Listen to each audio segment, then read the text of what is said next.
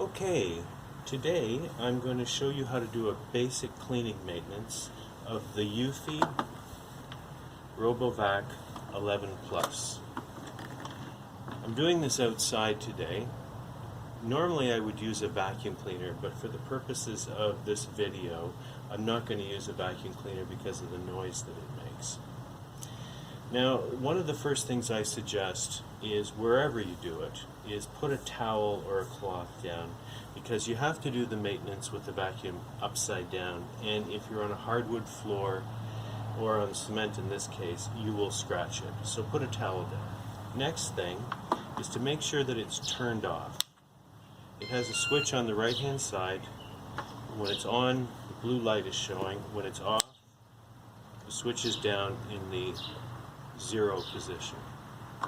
The first thing you want to do is take out the cartridge that holds the filter and the dust container. Now, normally what I would do is I would just quickly vacuum this. Today I'm just going to put the dirt in this little container. The next thing you want to do is remove the screen. This screen prevents the filter from getting a lot of hair or larger objects in it. Now again, I would have vacuumed this, but you can just tap it into a bucket and almost all of the dirt will come off, although I'm just going to give it a quick sweep. Under that filter is a little foam filter, and again, I would normally vacuum it, but it actually cleans quite easily. Just by tapping it or shaking it, you can wash it. Then finally, there is a paper cartridge filter. And again, I would normally vacuum it, but in this case, I find that just tapping it actually does a very good job.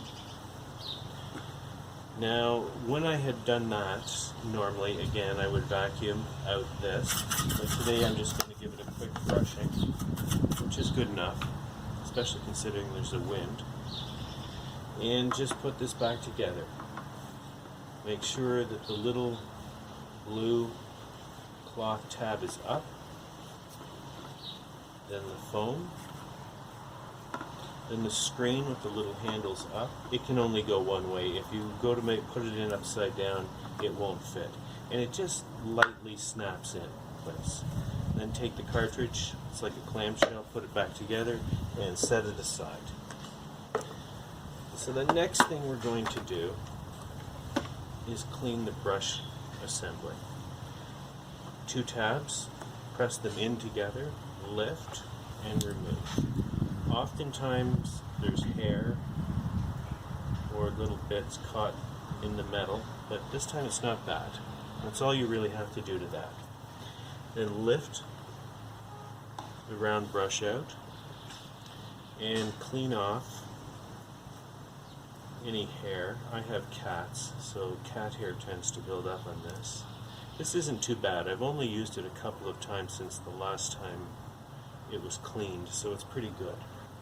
One thing I find if you have pets is hair builds up where the wheels, or where the brush ends meets the little wheels. You can just pull those off.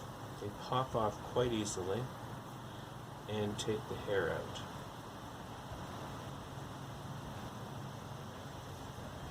And just push it back. It's very simple. Both ends are the same.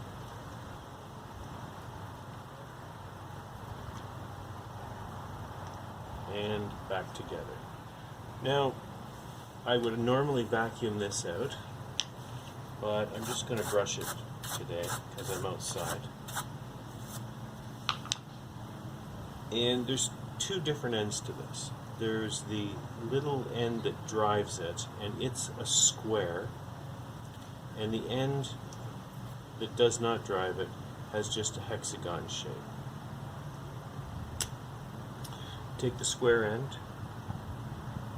put it in the white nylon drive, and this end pops down. You can just check and see if it's turning freely, which it is. Take this cover, you put the end that does not have the red tabs in first, and then press down, snaps right into place. Very simple, very easy. Now the next thing, or the next place I find that causes a problem, is underneath these two sweeper brushes. Now when the vacuum cleaner comes from the factory, it has screws in there and in there to hold these on.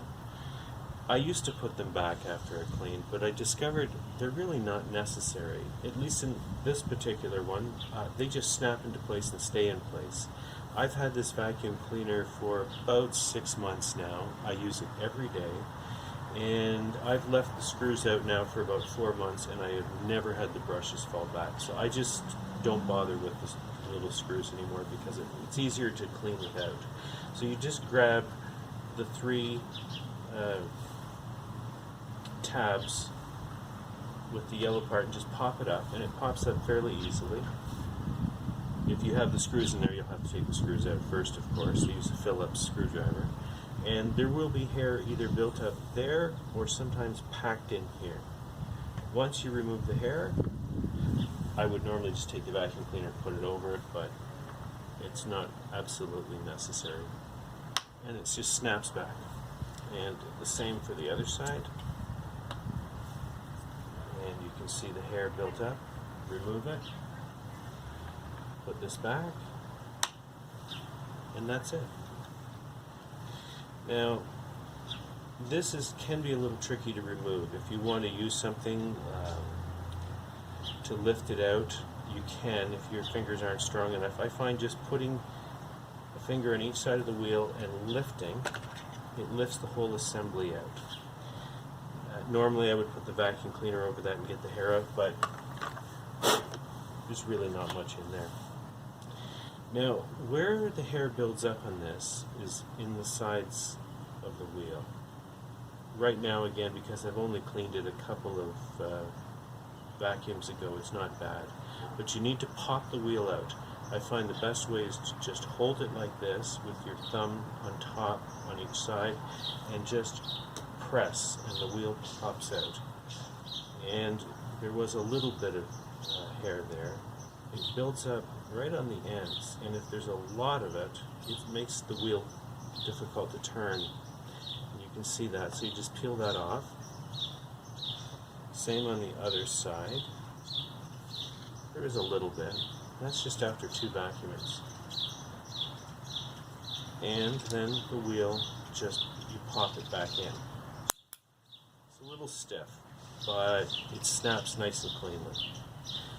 Make sure it's turning freely, which it is in this case, and make sure there isn't a lot of hair around here. You can just brush it out or vacuum it out or pick it out. And this just snaps back into place, and make sure it turns freely, and it does. Now, normally what I would do if I had the vacuum cleaner is I would hold down this wheel and use the crevice brush and just hold it here and suck out any dust or hair that had gotten into either side.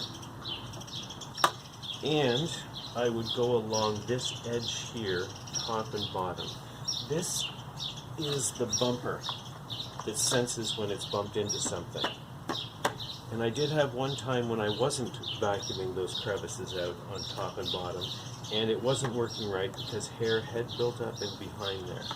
And by vacuuming each time I clean it, it prevents that problem. Back, and push this in, and that's it. Doing that, I find about once a week. I use it every day. So every 7 vacuums keeps it running smoothly. If the hair builds up in those places and you don't remove it, you can hear the vacuum straining as it's working, and it doesn't get as much battery time. You don't get as much time on per charge when it's straining. So that's it. It's ready to go. Turn it on. Now, one little bit of advice that I learned the hard way is after doing this and you turn it on and you want to put it back in the little charging dock, don't just set it back in the charging dock, because if you do that, the next time you turn it on to use it, it will start driving over top of the charging dock. I think it's a software fault. They may have fixed it by now. The best thing to do is set it down about a foot away from the charging dock and then press the home button, let it dock itself, and then that way the next time that you start it up and go to use it, it will know that it's coming from the dock and slowly back out of the dock and then turn around properly. And so that is it. If that's it for a servicing. It would normally take me just a couple of minutes when I'm doing it with the vacuum cleaner. I've gotten quite used to doing it, and it's very simple.